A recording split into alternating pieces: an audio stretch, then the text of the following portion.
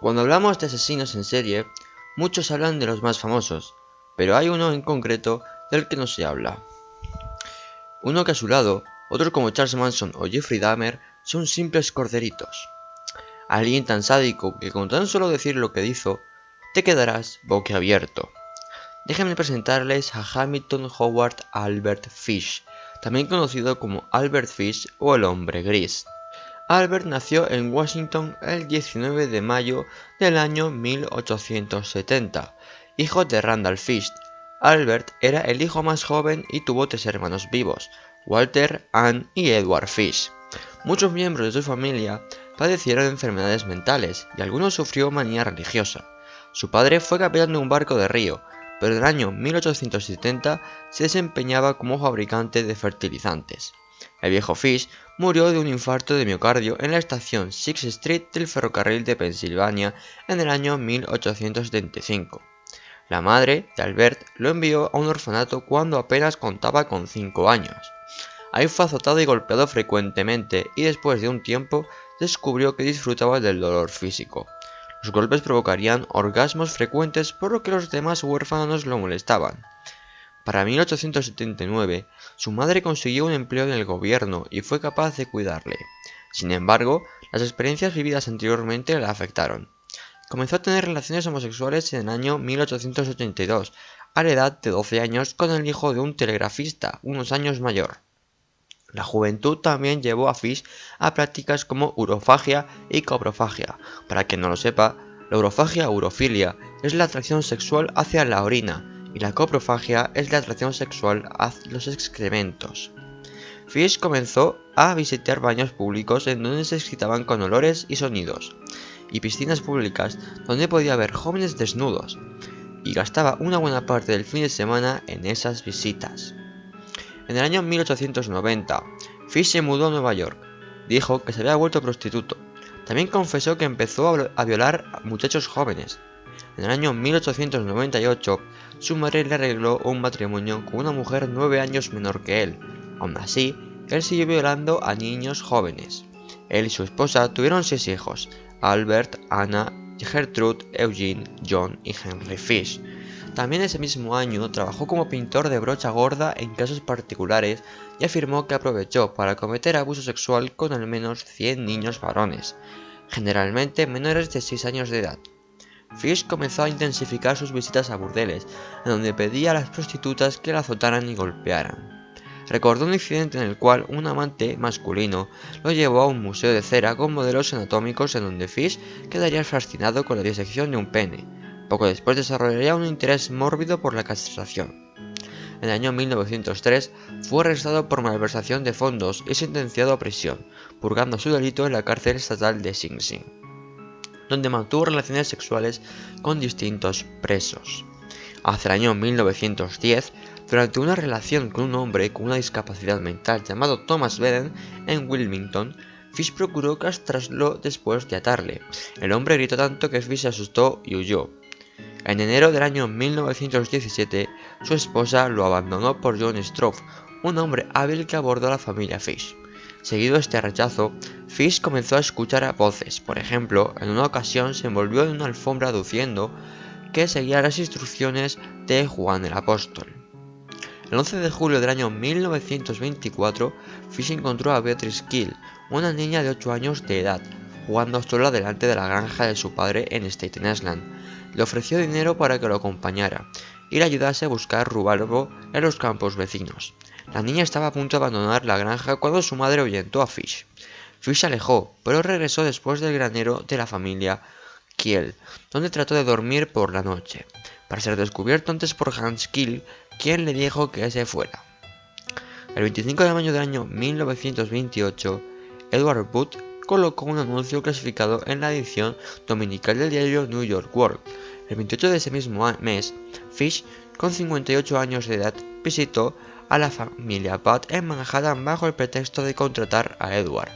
Al llegar, Fish conoció a la joven hermana de Booth, Grace, que tenía solo 10 años de edad. En su segunda visita, convenció a los padres de Edward y Grace de llevarse a la pequeña Grace a una fiesta. Jamás volvieron a ver a Grace. En el año 1930, la policía arresta a Charles Pope, como sospechoso de rapto debido a su parecido a Fish.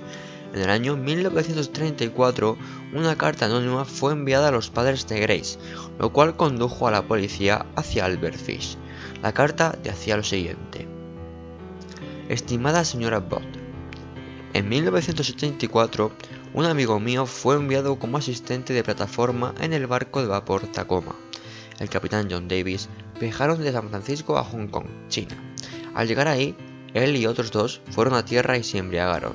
Cuando regresaron al barco se había marchado. En aquel tiempo había hambruna en China. La carne de cualquier tipo costaba de 1 a 3 dólares por libra. Así tan grande era el sufrimiento entre los más pobres que todos los niños menores de 12 años eran vendidos como alimentos en orden de mantener a los demás libres de morir de hambre. Un chico o chica menores de 14 años no estaban seguros en las calles. Usted podía entrar a cualquier tienda y pedir corte en filete o carne de estofado. La parte del cuerpo desnudo de un chico o chica sería sacada y lo que usted quisiera sería cortado de él. El trasero de un chico o chica, la cual es la parte más dulce del cuerpo, era vendida como chuleta de ternera a un precio muy alto. John permaneció ahí durante mucho tiempo adquiriendo gusto por la carne humana. A su regreso a Nueva York, robó a dos chicos uno de 7 años y uno de 11 años de edad. Los llevó a su casa, los despojó y desnudó y los ató a un armario. Entonces quemó todo lo que ellos portaban, varias veces cada día, y cada noche los azotó. Los torturó para hacer su carne buena y tierna. Pierre mató al chico de 11 años de edad porque tenía el trasero más gordo y por supuesto una mayor cantidad de carne en él. Cada parte de su cuerpo fue cocinado y comido excepto la cabeza, los huesos y los intestinos. Fue asado en el horno, hervido, asado, frito y estofado. El chico pequeño fue el siguiente. Fue de la misma manera en aquel tiempo. Yo vivía en la calle 409 y 100, cercana a la derecha. Él me decía frecuentemente cuán buena era la carne humana que decidí probarla. El domingo 3 de junio del año 1928, yo le visité en el 406W, calle 15. Le llevé un pote de queso y fresas. Almorzamos. Que se sentó en mi regazo y me besó. Decidí comerla, con el pretexto de llevarla a una fiesta. Usted dijo que sí, que ella podía ir. La llevé a una casa vacía en Winchester que yo ya había escogido. Cuando llegamos, le dije que se quedara fuera. Ella recogió flores, subí y me quité mis ropas. Yo sabía que si no lo hacía, les habría de manchar con su sangre. Cuando todo estuvo listo, me asomé a la ventana y la llamé. Entonces me oculté en un armario hasta que ella estuvo en la habitación. Cuando ella me vio completamente desnudo, comenzó a llorar y a tratar de correr escaleras abajo. La atrapé y me dijo que se lo diría a su mamá. La desnudé, pateó y me rasguñó. La estrangulé, y entonces la corté en pequeños pedazos para poder llevarme la carne a mis habitaciones. La cociné y comí. Cuán dulce y tierno fue su trasero asado en el horno. Me llevó 9 días comer su cuerpo entero. Estaba deliciosa, carnosa y jugosa. No la follé aunque podría haberlo hecho. Si lo hubiera deseado, murió virgen. La señora Booth era analfabeta y no podía leer la carta por ella misma, así que la leyó su hijo y la policía investigó la carta. La carta fue entregada en un sobre que tenía las siglas NIPCBA, que significa Mutua Privada de Choferes de Nueva York. Un portero de la compañía dijo a la policía que él había tomado algunos de un escritorio pero que los dejó en su habitación, alquilada en la calle 200 East 52 Street. Cuando se mudó, la propietaria dijo que Fish se había alojado en ese cuarto unos días antes. Dijo que el hijo de Fish le mandaba dinero y le había pedido que retuviera su siguiente cheque para él. El director de investigación esperó fuera de la habitación hasta que Fish regresó. Accedió a ir a comisaría para ser interrogado, pero en la puerta principal amenazó a King con una navaja en cada mano. King desarmó a Fish y lo llevó a la comisaría de policía. Fish no hizo el intento de negar el asesinato de Grace Booth, diciendo que él pretendía ir a la casa para llevarse y asesinar a Edward Booth, el hermano de Grace, pero cambió de idea al verla a ella. Después de su captura salieron a la luz otros asesinatos como el de Billy Gaffney, un niño de 4 años que se encontraba jugando en el patio afuera del apartamento de su familia en Brooklyn con su amigo Billy Beaton, de 3 años. El 11 de febrero del año 1927, ambos chicos desaparecieron, pero el amigo fue encontrado en el tejado del edificio de apartamentos. Cuando se le preguntó sobre qué había pasado con Gaffney, Beaton dijo: "El coco se lo llevó". Inicialmente el sospechoso era otro asesino en serie, Peter Kudinowski, pero entonces Joseph Meehan, un conductor de tranvía de Brooklyn, vio una foto de Fish en los diarios y los identificó como el anciano que vio el 11 de febrero del año 1927, tratando de calmar a un niño sentado en su lado en el tranvía. El chico no llevaba chaqueta y lloraba por su madre y fue arrestado por el hombre fuera del vehículo. La policía comparó e igualó la descripción del niño con la descripción de Billy. El cuerpo de Gaffney nunca fue recuperado. La madre de Billy visitó a Fish en la prisión de Sing Sing para tratar de obtener más detalles de la muerte de su hijo. Fish confesó lo siguiente en una carta a su abogado: "Lo llevé a vertederos de Ricker Avenue. Ahí hay una casa que permanece sola, no lejos de donde yo lo tomé. Llevé al chico ahí, lo despojé, desnudé y até sus manos y pies. Lo amordacé con un harapo sucio que recogí del vertedero. Entonces quemé sus ropas. Arrojé sus zapatos al vertedero. Regresé y tomé el tranvía de 59 Street a las 2 de la mañana y caminé de ahí a casa. Al siguiente día, cerca de las 2 p.m., llevé herramientas, un muy buen látigo de 9 colas, casero, con mango corto. Corté uno de mis cinturones a la mitad. Corté esas mitades en 6 tiras de cerca de 8 pulgadas de largo. Azoté su trasero, descubierto hasta que la sangre corrió en sus piernas. Corté las orejas, la nariz, corté la boca de oreja a oreja. Le saqué los ojos, estaba muerto entonces. Enterré el cuchillo en su vientre, acerqué mi boca a su cuerpo y bebí su sangre. Recogí 4 sacos viejos de patatas y reuní una pila de piedras. Entonces le corté en pedazos. Tenía un fardo conmigo. Puse su nariz y orejas y unas cuantas rajas del vientre en el fardo. Entonces lo corté por el centro del cuerpo, justo debajo del ombligo. Después a través de sus piernas, aproximadamente 2 pulgadas debajo de su trasero. Puse esto en mi fardo con mucho papel. Le corté la cabeza, pies, brazos, manos y las piernas debajo de la rodilla. Coloqué todo esto dentro de los sacos pesados con piedras.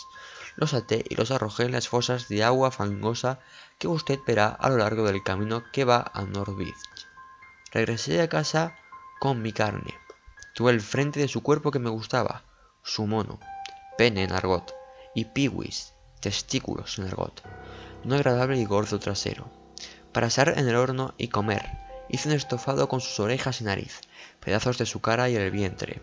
Puse cebollas, zanahorias, nabos, apios, sal y pimienta. Estaban buenos.